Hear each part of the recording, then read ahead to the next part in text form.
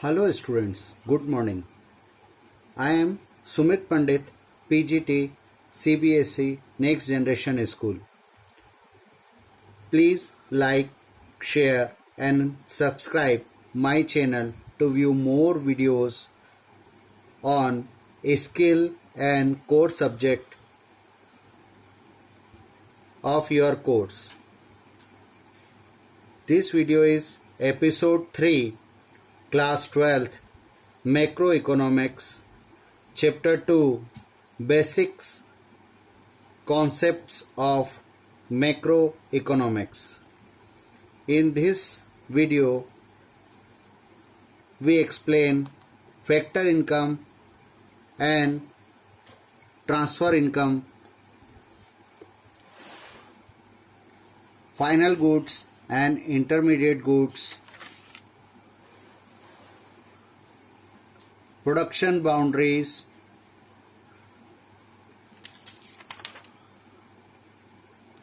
and so on. Factor income refers to income received by factors of production for rendering factor services in the production process. We understand factors means what we understand in our previous videos. The factors of productions are land, labor, capital and entrepreneur, right? For land we got rent, for labor we got wages, for using capital we got interest, and for entrepreneurship, for organization we got profit. So rent, wages, interest and profit are factor income because this income is generated by using of factors, and factors are given by household to firms. Factors are given by household to firms and firms given us factor income. Transfer income. Transfer income refers to income received without rendering any production services in return.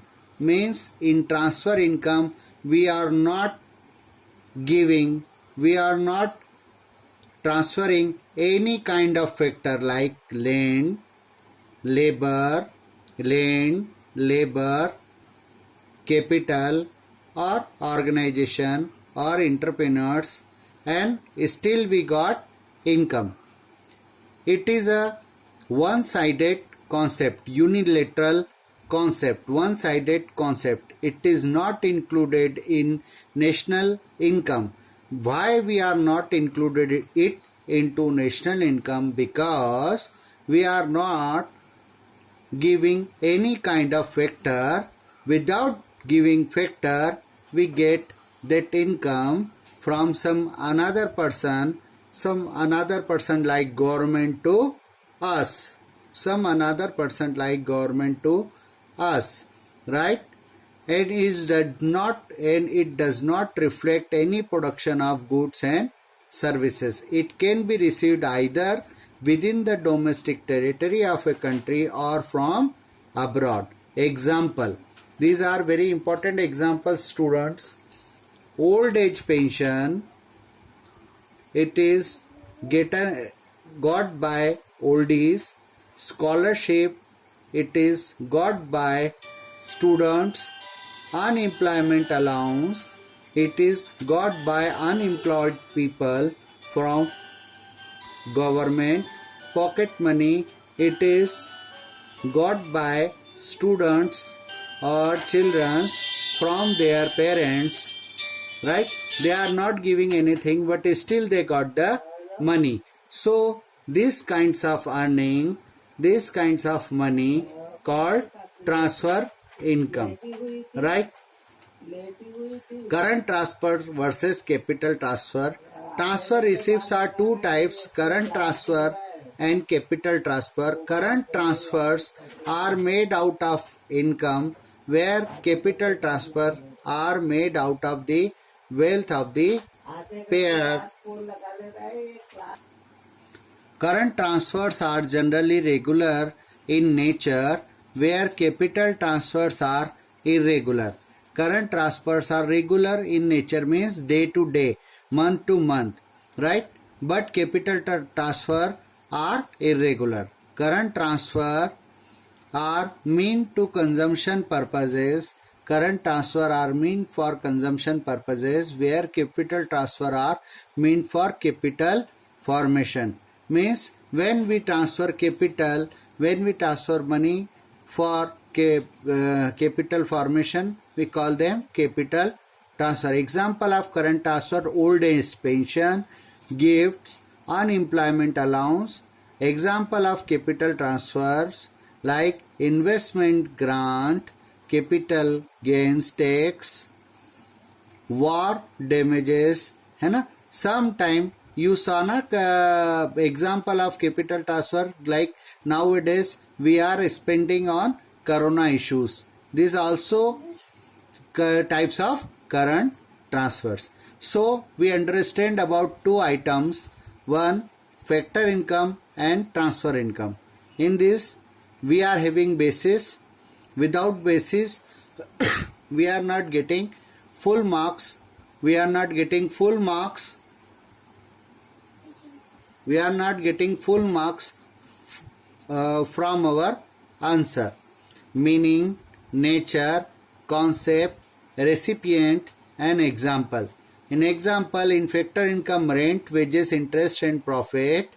For house, for land we got rent, for work we got wages, for money or capital we got interest, and for goods and services we generate, we sell, we get profit. But in transfer income, scholarship, old age pension, unemployment allowance, these are item comes under transfer income. Final goods and intermediate goods. Final goods refers to those goods which are used either for consumption or for investment. Final goods includes goods purchased by consumer household, or they are meant for final consumption, like milk purchased by household. Final goods are ready to use goods, good purchased by firms for capital formation or investment, like machinery purchased by firm or shade. These items comes under final goods. Means we are not changing their state into some another goods and they are ready to use. Those goods we call it final goods. Final goods are neither resold nor used for any further transformation. Means final goods we are not use. Final goods means we are not reuse. We used once and we cannot convert the state of that particular goods. Means if we drink milk, that become final goods. If we convert that milk into buttermilk or butter, in that case milk become intermediate goods. If we consume butter, as we eat butter and on, if we eat butter, we consume butter, that means that butter become final good. But if we convert that butter into ghee, that butter comes under intermediate goods. So the definition of intermediate goods is: intermediate goods refers to those goods which are used either for resale or for further production in the same year. If you store intermediate goods for more than a year, it become final goods. It's become inventory. Intermediate goods include goods purchased for resale, like milk purchased for dairy shop, and that dairy shop convert that milk into butter, that milk into buttermilk, that milk into ghee, that milk into paneer, and so on. Goods used for further production, like milk used for making sweets. Milk, malai means cream, buttermilk, butter and ghee, purified butter.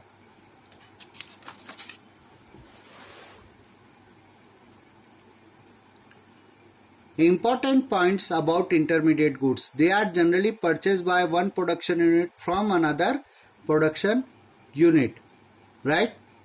They are derived demand, as their demand depends on the demand of final goods. Means if the demand of purified butter or ghee is increased, automatically demand of milk is increased, right? Durable goods like trucks, aircraft, vehicle purchased by government for military purposes are included under the category of intermediate goods, as they are used to produce defense services and not for market sale.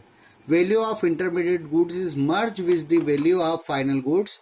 For instance, suppose a miller buys wheat worth 700 rupees and converts it into flour worth rupees 1000 rupees. Now the value of flour, final good, include the value of wheat, intermediate good. So dear students, always remember that for accounting national income, we always use final goods, not intermediate goods. If we use intermediate goods as well as final goods, it's create problem of double counting. What is problem of double counting? I explain you further. Now we understand about production boundary. The meaning of production boundary is the production boundary is the line around the productive sector. If we understand about the production of cloth, right? Production people produce cloth and then consumer buy cloth for consumption. A farmer produce cotton worth rupees 2000 and sells to B. B produce a thread worth rupees 3000 and sells to C. And C produce cloth worth rupees 4500 and sells it to consumer. Means a farmer, semi-finished good producer and finished good producer means farmer A, semi-finished good producer B, and finished goods producer C. These all comes under the production boundary. After the production boundary, they produce the cloth, and cloth is a final goods. It's a final goods if consumer consume the cloth. That is the explanation of production boundary. As I said earlier, national income includes only final goods. Only final goods are included in the national income. The intermediate goods are not included in the national income, as they are already included in the final goods. If their value is added again, it will be lead to double counting. Example, out of the weighted flour, only flour final good is included in national income, as the value of flour already included in the value of wheat. That is intermediate goods, right? So this is difference between final goods and intermediate goods. So write this difference in your fair copy. Always answer the difference question with the basis. It will give you better marks.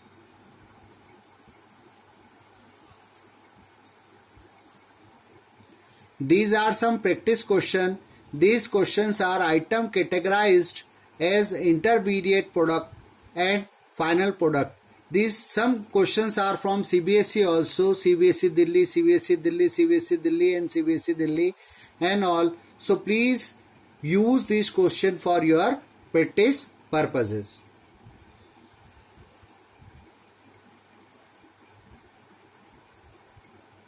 Now we take next topic, that is difference between consumption goods and capital goods. Consumption goods refers to those goods which satisfy the wants of consumer directly.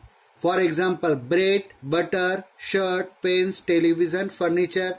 Now you see in corona epidemic, in that condition, you see people or government managed to serve milk and groceries to household. These all items comes under consumption goods. Consumption goods are some types: durable goods, semi-durable goods, non-durable goods and services. है ना? Means nowadays you see The services of doctors, medical services comes under services. These are also comes under consumption goods. Durable goods is refers to those goods which can be used again and again and over the considerable period of time. For example, television, refrigerator, laptop, mobile and all.